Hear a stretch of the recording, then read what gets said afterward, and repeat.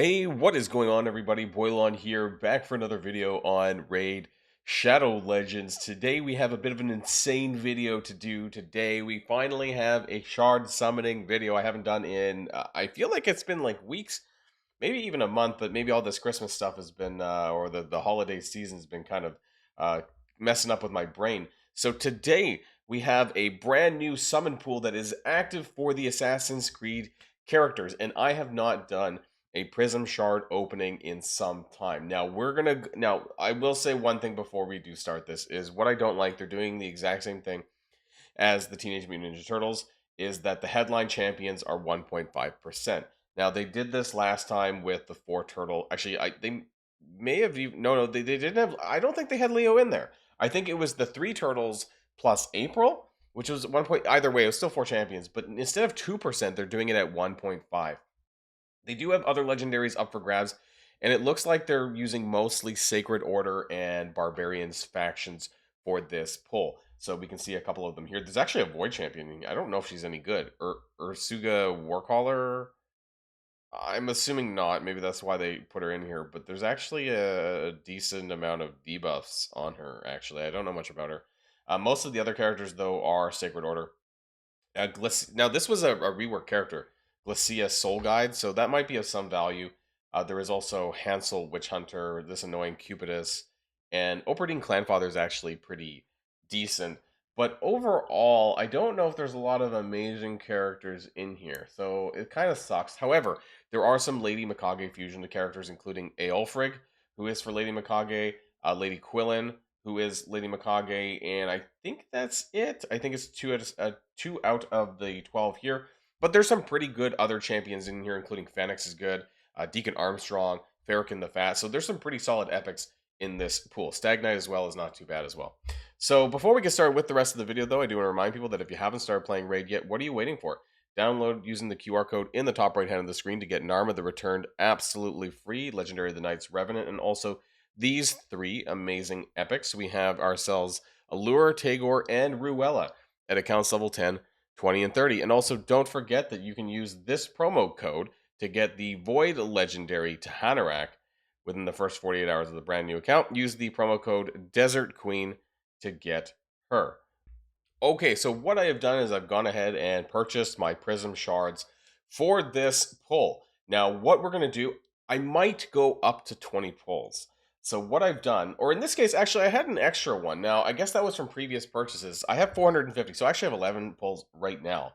But depending on how these go, I might do an extra 10. We will see, and that is my goal for today. We're going to do this and hope for the best. The only problem is that, of course, when you get up to 20 pulls, that's when your mercy kicks in, right? So we'll see. Do I have the luck of the Assassin's Creed here today? We'll find out, won't we? But yeah, we're going to start with 11. We might do a little bit more. We will see. So let's turn on that music. Where is my button for that? Now, I normally call that the legendary pull music. So let's turn this on. Even one of the characters. Now, what I do find funny, of course, is that Cassandra is here. We're just finishing her fusion. Bayek is here. That's obviously probably the best one in here. The other two, I could take it or leave it, honestly, for Basim and Edward. But every character that I may get would be one event that I might not have to do later on. Although if I got a dupe on Cassandra, we'll see. 2 Argonauts? Okay, let's get this started anyways. Okay, so pull number 1. We got a purple, of course we do. Who is this? Signy of High Shield. Okay, my faction crypts stuff is, or not my faction crypts, my faction guardians, they're pretty much already done. Now, I'm going to do a tinfoil hat thing here, and I'm going to come back into the menu for each of these pulls. So let's do number 2. We have another purple. Guys, we need to cut this out. We need to cut this out, please. We need to do something a little bit better, okay? So, Signy of High Shield number 2. How many of the same epic? I mean, there's like, isn't there like 12 epics?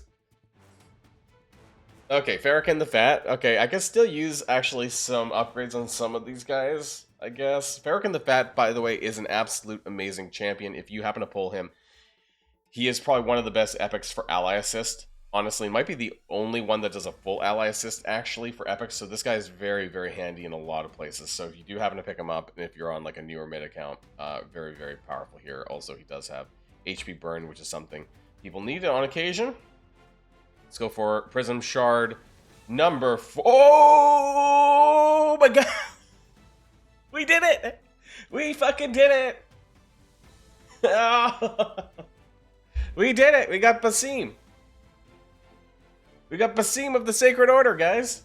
Assassin's Creed number 1. Are we gonna do more? That was only 4 pulls. Okay, so maybe I won't pull the $200. Maybe I'll just stick with the $100. I feel like my luck, lightning doesn't strike more than one. I don't know what the saying is, but okay. I mean, the funny thing is I didn't care that much about him, but if he ever does have an event, then I don't have to really pay much attention to this. I will use him and I will upgrade him, but boy, now I don't have whatever guaranteed event he might have in the future. I don't have to worry about that. I don't really care about getting a second copy of these guys. I know that you can actually now, you can empower them with themselves, because that was in the most recent update, is that if you do get duplicates for any of your Assassin's Creed characters, these limited time characters, you can now fuse them into each other. You couldn't do that with the Teenage Mutant Ninja Turtles, but now you can. So there we go, Basim. We got Basim. Right, so again, what is he good at? Well, he has an AoE, ignore defense, which is kind of nice, actually. 30% if he's under Veil or Perfect Veil. The block active skill stuff, this is really good for wave-based content, maybe Doom Tower, Faction Crypts, obviously, and PvP in Arena. Block active skills is really great. It also stops mythical characters from switching over to their alternate form. It also ignores block debuffs. It doesn't ignore Stone Skin. But it does ignore things like if people have a feral set, for example, something like that, and we ignore that, which is pretty nice. His A1 does weaken. His A3 does a lot of damage, I guess, for each for each buff and debuff on him, and then buff and debuff on the target. So that's interesting. And then that triggers Perfect Veil on himself for 3 turns, and it grants an extra turn. So this is really nice because you could do the A3 right into the A2, and it will ignore the block debuffs under, right? So you go A3, A2. So this could be very powerful and something maybe I should be testing out potentially. So I might make this guy a priority in order to get him to level 60. And then, of course, his... no, that's the Assassin's thing. Whenever this champion is attacked, steals a random buff from the attacker. I mean, yeah, it's fine. We'll ignore 25% of a target's resistance when using skills if this champion is under...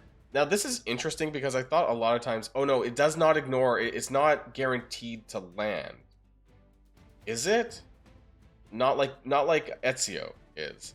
Okay, so you still need some accuracy with him. Okay, so... But that's still nice, I guess, because he's going to have that from this, right? He's going to get Perfect Veil from his A3. So that's fine. If the champion's... Okay, so Ezio is like when he has Perfect Veil, it's guaranteed to land. I guess Basim does still need accuracy in his kit. Okay. That was pretty nice, guys. We still have 7 more to go, though. So we'll make sure we get through that. And let's... Oh, it actually removes the characters from the headline. That's interesting. So now it's actually... I can still pull them, right? But now it's removed from the headline. You can only pull one of them. I did not know that. But does that mean it's a higher chance for me to get those other ones? It's, you know... Bayek? Bayek? Do they want to give me Bayek? That would be great. Stagnite. Okay, no problem. Let's reset our music. I feel like we need to do that. We still have 6 more to go, and wow, super hype, big hype. Oh no, wrong music. Okay, that music. Okay, let's go again. 6 more pulls to go. Luck is on my side. Maybe Aelfric. Now I don't need him anymore, but he is Lady Mikage fusion. I am 1 epic away. By the way, have I said I need this End of Moonbeam? I've been lacking for like forever for my Lady Mikage. Absolute insanity. Absolute insanity. I've been pulling all these characters, but never the ones that I want. Okay, so we have Mordecai. Great AoE burner, but I feel like he doesn't really do a whole lot else other than that. But can be very helpful for like a spider if you really need it. Also turn meter reduction, turn meter fill, that kind of stuff. So he's not bad, right? If you're just specifically doing, if you need someone for spider. Oh, right, I was supposed to come back out, but... Come on, we got a Fenix. That's good. I can empower Fenix again. Fenix is a don't underestimate the fact that he only has 3 skills and doesn't have a passive. He is a very powerful character. He has some really good damage and some really good debuffs, block buffs, active skills. Really nice, but his A1 is one of the hardest hitting A1s in the game. So if you do pull Fenix, and if you're looking for a Sacred Order nuker, yeah, don't. He's good. I mean, don't think that he's not. So definitely someone on the build. He's got a lot of reviews as well. So yeah, definitely pick him up. I'm really happy for that extra empowerment for my Fenix. But 3 more. We got a Lady Quillen. Well, we got all the Lady Mikage epic fusions that I of course don't need. So there we go. Well, 2 more left. You never know. You never know, right?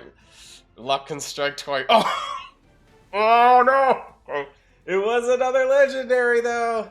It was Opardin Clanfather, and I don't have him, but I've heard really good things of him, about him from other people who do, especially in my clan who do have him, because he works really. He just has a lot of continuous heal. He also has block debuffs, and I don't actually have a good source of block debuffs for 2 turns. I have like Mausoleum Mage who does it for like 1 turn, but this is actually my only character I think that actually has this for 2 turns. So I might use him for that, perhaps.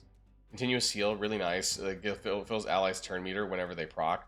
Right, this is really nice, and it reminds me a bit of like a weaker version of Senna Amberheart, although he's obviously not Senna Amberheart.